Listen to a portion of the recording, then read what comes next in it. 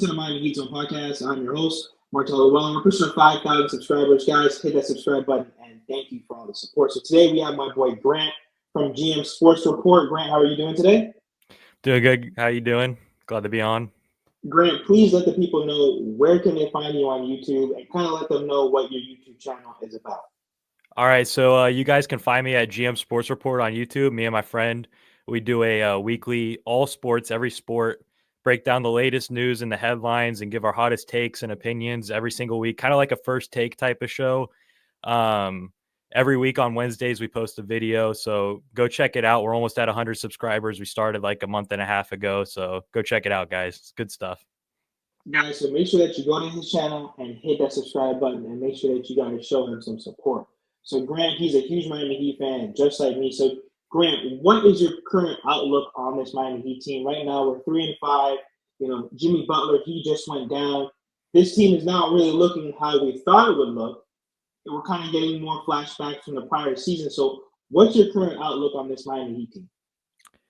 It's not looking too good right now. I don't really see a light at the end of the tunnel for sure. We're on a rough road trip right now. We still got a few more games on that road trip, and then we got a few tough games at home when we come back home. So it's starting to look not too good. It looks like Jimmy might be out for a little bit. For all we know, who knows how long it will be? Because in the past, whenever he gets an injury, it seems like he's out for months at a time. So that's not ideal. Bam's starting off to a slow start. Terry Rozier's off to a slow start. I think there needs to be some changes made, but maybe we'll get into that in a little bit. Yeah, they really need to turn it around and start clicking on all cylinders here. They need to find a way to win some games, especially on this road trip. They need to close out this road trip good. And yeah, it'll be interesting to see how things work out. So the biggest thing right now for the Miami Heat is the third quarter. What is going on with the third quarter? Why can't we score? Why are we going, with maybe 10 points in the third quarter?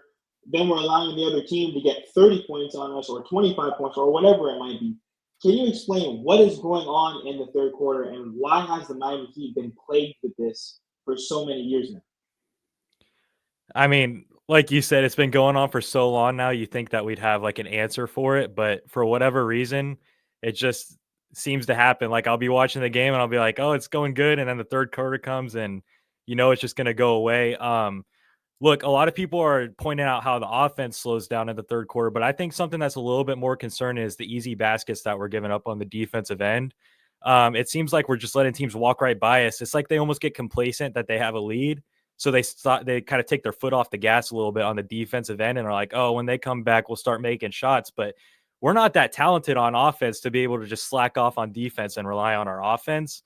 So I would like to see them keep the foot on the gas on the defensive end and let your defense turn into offense. I think that's the best way to get out of it. Another thing, though, that I'm not too fond of in the third quarter is I don't know if you've noticed this, but about halfway through the third quarter, we'll put in a unit where it's basically Jimmy Butler around 4 bench players. And the other night, they had it to where it was Jimmy Butler, Duncan Robinson, Pele Larson, and Khalil Ware and Alec Burks. Now, 3 of those 5 guys are new to the team. So they're new to this offense. They're new to all the schemes. So I just feel like you're setting yourself up for failure when you're doing that. And then another game I recognize this was when I went to the Knicks Heat game a week ago, and we're out in the third quarter. We were up by 15 at one point, and next thing I know, I see a lineup where Drew Smith is out there with Jimmy Butler and a bunch of other bench players, and Drew Smith is almost taking all the shots for our team. I just don't get why, if you know you have a problem in the third quarter, why you don't just give the ball to one of your stars and Bam, Jimmy, or Tyler this year and just let them cook. Like, let them go out there and take the shots. Let them be selfish because no one else is getting the job done. So we need to tell guys like, hey, Jimmy, look, you need to go out there and be aggressive this third quarter because we see he can turn it on whenever he wants. He went out there in that, I forget which game it is off the top of my head, in the fourth quarter where he had like 15 points. And why can't you do that in the third quarter for us if you know that everyone else struggles in the third quarter? They need to have a guy that can go out there and just kind of hold it together for them so they can get through the third quarter. So why do you think Jimmy Butler is doing that? We all know that you're a huge Jimmy Butler fan. You have the big face copy hat. Right. Why is Jimmy Butler like he's not engaged, but then at the same time he wants the Miami Heat to give him an extension? I just don't understand. And I've always said this: we don't need Jimmy Butler to play 82 games. We just need a Jimmy Butler who's engaged, a Jimmy Butler who's at least going to try. You don't have to go 100%. But if you're trying throughout the game, if you're at least taking some shots, showing a little bit more effort, this Miami Heat team, even though we have Bam, Tyler's playing out of his mind, Terry's good, and we have Spo, this Miami Heat team, and we're going to see this, goes as far as Jimmy Butler takes us. So what do you think is going on with Jimmy Butler right now, especially how he said he wants to stay in Miami? He said he heard Pat, which now everyone said Pat was rude and disrespectful, but it's almost as if he's proving Pat Riley correct. He's out. And to start the season, he really hasn't been that good. Yeah, he had that one game where he had like 25 points, 27 points, but his overall effort is not there to where you're the leader. You said that you heard Pat. You said that you want to stay here. You said that you want to get paid. What's going on with Jimmy Butler? Look, I agree with you 100% on how we need to prioritize quality over quantity for him. And I think I've heard you say this before, but this pretty much sums it up. Yeah, Jimmy will go out and get you 25, 27 against a team like the Pistons or a team like Washington. But the second it seems he starts playing these competitive teams in the East or these competitive teams in the West, all of a sudden it just disappears. And if anything, I'd rather he gets you 10, 15 points against the bad teams and shows up against the good teams. And it seemed like the first couple years of this build, that's how it worked out. Like he'd show up against the Celtics, or he'd show up against the Knicks. But last season and the start of this season, that hasn't been there, and that's a little concerning. And look, at first, I'm a huge Jimmy Butler fan, and I always will see it through, and I would be like, I'll always be biased and be like, oh, he'll turn it around in the playoffs. But he's getting older. He keeps injuring that same ankle every year. It seems like. I mean, me and my friend were talking about it. It's like, he's due for either an ankle injury or a tailbone injury or knee injury. One of those three injuries is going to happen. And I'm almost starting to worry and wonder, like, is he starting to decline here pretty fast? Because he looks very slow on the defensive end. He gets blown by a lot, which is a little concerning. Now he does get caught a lot going for that, like, interceptions, kind of a steal in the passing lanes. But that gets you beat, and then it sets up an easy shot for the other team. And there's just a lot of problems going on right now. He doesn't look engaged on offense, which I don't get why you're not. If you're trying to prove yourself this year and get a contract, you should be able to lead the team and scoring easily. You can do it. I'm starting to worry that maybe he's starting to decline here, and maybe we shouldn't give him this contract. And that pains me to say a lot, but it's starting to look like he's starting to let age get the better of him, which is a little concerning. So, with that being said, you see all the rumors, even though we don't know how true this is, but multiple, rumors are talking about Giannis coming to the Miami Heat. Then yesterday there was another reporter saying that the Miami Heat, they really like Anthony Edwards, Giannis, De'Aaron Fox. I don't really see the Miami Heat getting any of those guys only because of the assets, and no one's really going to want an older Jimmy Butler. But how do you feel about potentially trading Jimmy Butler to where the Golden State Warriors, they've been linked in him, the Rockets, the Brooklyn Nets? Because we have to understand the future's a lot closer than we realize, and especially if Jimmy Butler is showing us all these things. The team comes first, the franchise comes first, and the younger stars who are on this team come first. So how do you feel about potentially trading Jimmy Butler, and to what team? What do you want in return? Do you want picks? Do you want young players? Like, how do you prioritize that trade? So I think the team that I would like to give Jimmy to the most is the Houston Rockets. I think it makes a lot of sense. As far as they have a ton of assets they can give us in draft capital, and they have some young guys that can come over and help right away, like Jabari Smith, for instance, or Jalen Green, who's looking to be like a star player. If they're willing to give us one of those guys, we're in business because they have the draft capital. It'd be good to dump off that salary over there and be able to start fresh on the salary end of things. And then you'd also be doing Jimmy right by sending him to his hometown, being able to play at home. And I would love to see us get like a couple picks and maybe one of Jabari or Jalen Green. I think those are two really bright young players that can help us out a lot immediately. But you also have, like, they could be even better in a few years as we have this build start going forward. So, yeah. And then what do you also think about the rotations? Because, Terry Rozier came out and said he was going to have a very good season. He wanted to prove people wrong, him and Tyler. I think Tyler has been phenomenal, and we'll get to Tyler, in a minute. But what do you think about Terry Rozier? Because we were really expecting him to come out on fire. He had the training camp with the Miami Heat. And to be honest, for this team to be successful, we need him. We gave up the expiring deal of Kyle Lowry and a first-round pick. And Mm, he ultimately costed us from making other moves during the regular season. right. What is going on with Terry Rozier? People already want him to go to the bench. So what's going on with Terry, and what is your starting lineup? Because with him in the starting lineup with Tyler, Jimmy, and Bam, it's really not meshing. People even want Jovic to go to the bench. They want to start Highsmith. So what is going on with Terry and this rotation? Look, as far as Terry Rozier goes, I was always pro either sit in one of Herro or Terry and letting the other start coming into this season. I think that this point has been proven pretty much to start this year. And I think it's been proven that Terry should be coming off the bench, to be quite honest with you. Because, like you said, Heroes looked like our best player right now, straight up. The reason why it hasn't worked, I think that Terry Rozier, he just needs the ball in his hands. He needs to be able to dribble for a few seconds to try to get one of his shots off. I think that if you have him come in and lead off a bench unit and he can have the ball in his hands as much as he wants, I think you'd see a lot more success from him and a lot more comfortableness from him too. I honestly want to see a new starting lineup. I want to see it be Tyler Herro at point guard, Duncan Robinson at shooting guard, Jimmy at small forward. I want to see Haywood Highsmith slipped into that power forward spot, and I want to see Bam at center. I think that that's the lineup that looks like could give us the most amount of success. Tyler Hero's looked incredible. I think Jimmy and Bam will be forced to score with that unit because they won't have playmakers like Terry Rozier or Jovic out there, so they'll be forced to have the ball in their hands and score the ball. And I think Haywood Highsmith and Duncan Robinson complement the three of those players' game very well. They can be spot up shooters. Duncan's looked pretty good on the defensive end to start out this year. Obviously, Haywood Highsmith's looked really good in the minutes he's been playing lately. So I think that's the route you need to start going. I'm still not completely out on Terry Rozier. I just think that he needs to be our sixth man if you want to see the most amount of success from him. I think he'll look a lot more comfortable. Now you mentioned Bam. What on earth is going on with Bam Adebayo? I mean, don't get me wrong, and a lot of people have forgotten this because I would say about the past few years he really hasn't mentioned about playing the four, and Mm, he's not a five. All of a sudden now he's saying he's not a five, so that already tells me he doesn't want to play the five. Obviously, right. we don't have someone to slot in that position right now. What is going on with Bam? Everyone thought because he was coming out the Olympics and he's playing with all these guys that he would have just a phenomenal season. I still think things will turn around, but what is going on with Ben? He almost has, looks tired out there.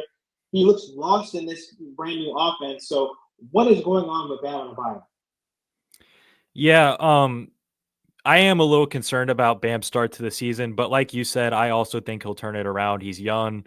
He's starting to enter his prime here, so it's only a matter of time before he starts figuring things out. We just created a new offensive scheme that we're running, so I think there's a little bit of an adjustment period that needs to take place, which is happening right now. Um, I am happy to see him being aggressive the last two games, but the quality field goal attempts he's taken right now is just not like what I want to see from him. It's a lot of those little like floater, like baby hook shots. He's not really using his strength backing people down, finishing at the rim. And that whole 3-point thing, I think that we need to take a little bit of a break off that because everyone was raving about that coming into the season, but he's not hitting them right now. So let's go away from that, go back to what he's good at, which is attacking the rim, that mid-range jump shot.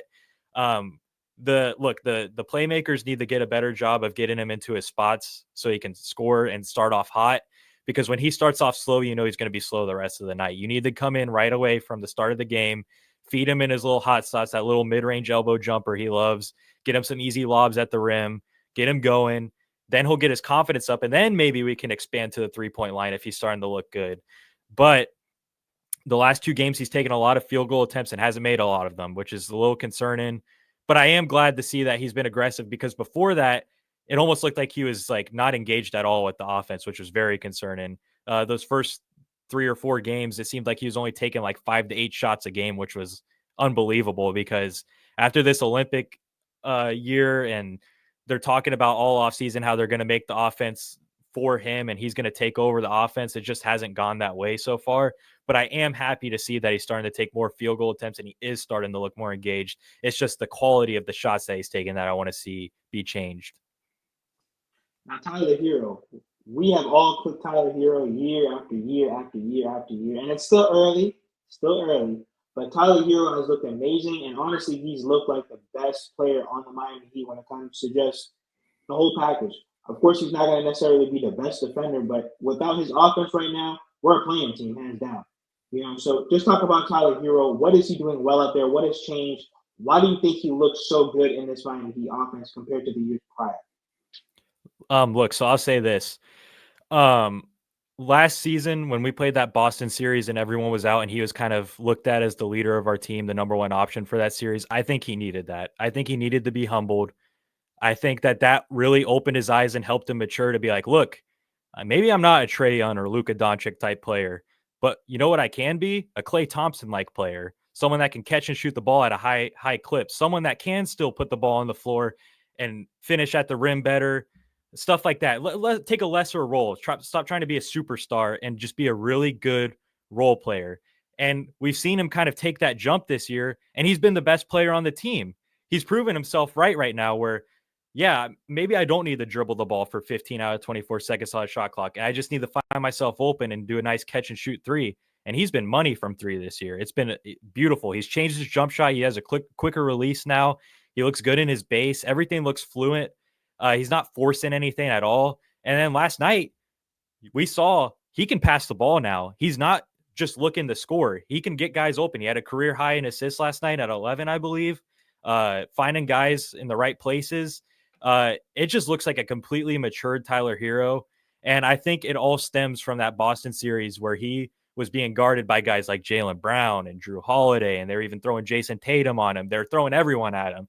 And I think that was a moment of realization for him where it's like, look, I'm entering my 5th or 6th season now, and I've been saying that I want to be a superstar. Maybe I'm not that guy. And, maybe, and who's to say that he won't be eventually? He's still young. He might be that guy eventually. But I think you see a level of maturity from him this season. It looks very mature is the word to use, really. He looks very good, very fluent, and he's not forcing anything. I think that's been great. And he's been the only bright spot of this season so far. Now, before we close, we're 3-5 right now, and I still think we have to take every single game seriously. We can't try to say, well, we'll wait till Jimmy comes back, whatever the case may be, because the East is in shambles. Outside of the Boston Celtics and the Cleveland Cavaliers, I mean, Milwaukee, they can't win a game to save their lives. We can't. The Philadelphia 76ers, the Orlando Magic, they're missing Pablo. So there's a lot of stuff going on, and there's really only two teams that are really starting to pull away. The Miami Heat need to figure out a way to get their stuff together. The next game, I believe, is versus the Timberwolves, then the Pistons, and then back-to-back with the Pacers. So how do we win going forward? What do we need to do? Like, who needs to play? Because, to me, I don't understand why Burks is not playing more. I think every single time he puts a shot up, it goes in. What do we have to do going forward to start winning some games and turn this season around? To be quite honest with you, as much as I want to see it happen, I don't think that starting lineup that I want to see is going to happen. I think they're going to keep that same starting lineup out there, but I think Spoelstra should be quicker to make adjustments in the games if he really wants to win. Like you said, if it seems like we need some 3-point shooting, let Alec Burks go out there. He's looked great from 3 this year. If you need some help on defense, especially going against Anthony Edwards, try throwing Haywood Highsmith onto him early on. See what happens. See if that rattles him a little bit. I think you need to find what's working these next few games and stick to that. If something's not working, you need to make a change and try to figure something out, because we've been running the same thing over and over and over and over again, and nothing's changed. You need to find change, and a successful change. I would love to see Terry Rozier start to get better. If he is going to be a starter, he needs to start taking higher quality shots. He needs to start being more engaged. He needs to get Bam going on offense. He needs to be better at defense, because that's something that's not being looked at enough. That man's defense, he's like a traffic cone right now. And so that needs to improve. Hopefully we get Hawkes back here soon. He's looked pretty good to start out this year. But I want to say this. If Hawkes comes back, Spoelstra better not play Pele Larson, because Pele Larson has looked so impressive so far this season. He's doing all the right things. He's a hustle guy. He's making plays on the defensive end. He's getting the ball out in transition. He's shooting threes. He's driving to the basket. No plays are drawn up for him at all. But when the ball finds his hands, he makes something out of it. And that's what I love to see. So just because Hawkes is back, and that's kind of the guy that he's been putting in minutes for, I don't want to see them go away from his minutes. I think he's earned a keep in this rotation. I think maybe, give him those Josh Richardson minutes. I know Jay Rich looked good last night, but let's be for real. He's not going to look like that every single night. So I think that they should keep going to Pele Larson, and hopefully we can get Kevin Love back soon for that backup center role. Because as much as I want to see Khalil Ware keep developing, I just don't think he's there yet. I think he still needs to work on a few things like rebounding. I think he needs to learn how to, like, he needs to play like a 7-footer. I think he's a little soft around the rim. I want to see him start working on like being more ferocious around the rim, dunking everything. I don't want to see him taking like little layups around the rim when he's 7 foot tall and you can just dunk it in. But that's a whole nother topic. So I just would like to see us make the right changes and stick to that. All right, so Grant, please tell the people where can they find your YouTube channel? Find it at GM Sports Report.